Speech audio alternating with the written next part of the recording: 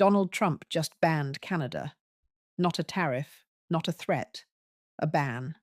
A sitting American president opened Truth Social at 9:03 in the morning and posted 47 words declaring a complete suspension of all non-essential trade and travel between the United States and its single largest trading partner. 2 billion in daily commerce, 9 million American jobs directly or indirectly supported. 70 years of integrated economic architecture built through 2 world wars, a Cold War, a global pandemic, and every crisis in between. Gone in a tweet, with a 72-hour clock attached. Mark Carney was at a live podium when it happened. A journalist read the tweet aloud into the room.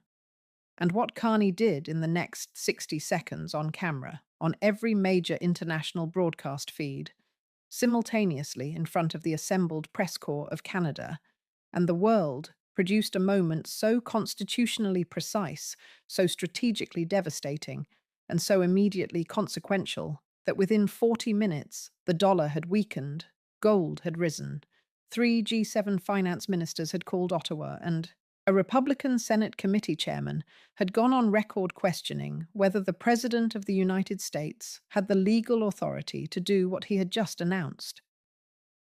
What is happening right now is not a trade dispute. It is not a negotiation. It is a live constitutional crisis unfolding in full public view on international television in real time, with consequences radiating outward into every allied capital, every financial market, and every corner of the rules-based international order that the United States spent 70 years building and is now in the span of a single social media post actively dismantling. When a prime minister of a G7 nation calmly explains on live television that a presidential tweet has no legal standing under domestic law, international treaty law, or World Trade Organization rules, and financial markets confirm his analysis within 20 minutes. The credibility architecture of American executive power has entered territory it has never been in before. Hit that subscribe button right now, because this is the story that defines what comes next, and you will not want to have missed the coverage. So, what exactly detonated this moment? On March 25, 2026, at 9:03 a.m. Eastern, Donald Trump posted to Truth Social. The full text read, "Canada has been ripping off the United States for years. Enough. I am hereby announcing a complete ban on all non-essential trade and travel between the United States and Canada, effective in 72 hours, unless Canada signs our framework agreement immediately. No more games. America." First 47 words. No statute cited. No emergency declaration filed. No consultation with the Office of the United States Trade Representative. No briefing of the Senate Finance Committee or the House Ways and Means Committee. The two congressional bodies whose constitutional authority over trade is explicit and unambiguous. No formal diplomatic transmission to the Canadian Embassy in Washington or the Canadian High Commission.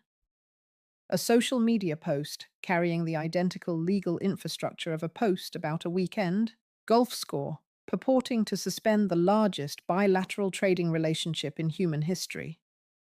The relationship that has never been interrupted, not by World War II, not by the Korean War, not by Vietnam, not by September 11th, not by the 2008 financial crisis, not by a global pandemic that killed millions. None of those events interrupted US-Canada trade for a single day. A tweet posted at 9:03 on a Tuesday morning was apparently going to accomplish what none of them could. This is not just another political controversy. Canada supplies 60% of American crude oil imports. Canada heats millions of American homes in the Northeast and Midwest with natural gas. Canada powers New York, Vermont, Maine, and Minnesota with hydroelectric electricity delivered under long-term contracts. Canada is the single largest export market for American goods of any nation on Earth. The framework agreement the tweet demanded Canada sign described by sources familiar with its contents as requiring Canada to surrender independent monetary policy, accept American regulatory standards across 14 industry sectors, and withdraw every pending USMCA dispute panel challenge was not a negotiating position. It was a demand for capitulation, dressed in the language of commerce. And believe me, when a Prime Minister hears that demand read aloud on live international television and responds the way Mark Carney responded, you know that what comes next is not what the person who sent the tweet expected. Here's the full picture of what had been building to this moment. The trajectory from tariff escalation to trade ban had been accelerating for weeks, driven by Canada's sovereign energy declaration, the rejected wheat demand, the auto tariff confrontation, the surprise agricultural technology partnership announcement, and a series of USMCA dispute panel filings that had collectively constructed a legal record of American treaty violations so comprehensive that Ottawa's Trade Council described it internally as the most documented case of executive branch treaty breach in the agreement's history.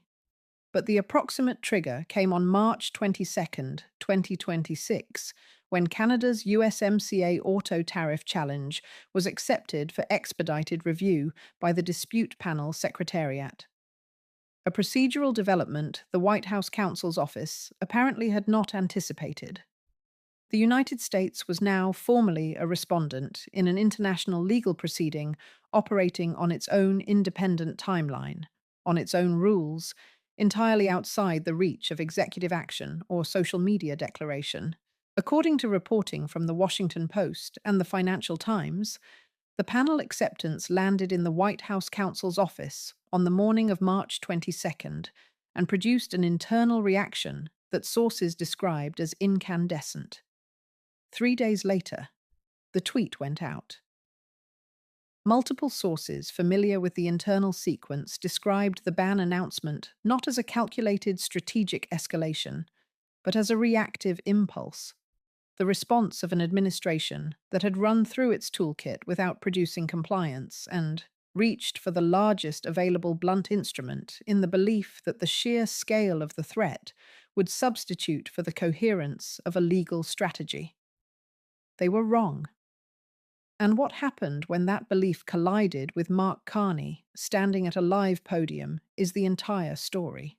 Smash that like button right now, because what I'm about to walk you through is going to reframe everything you think you understand about where this confrontation actually stands.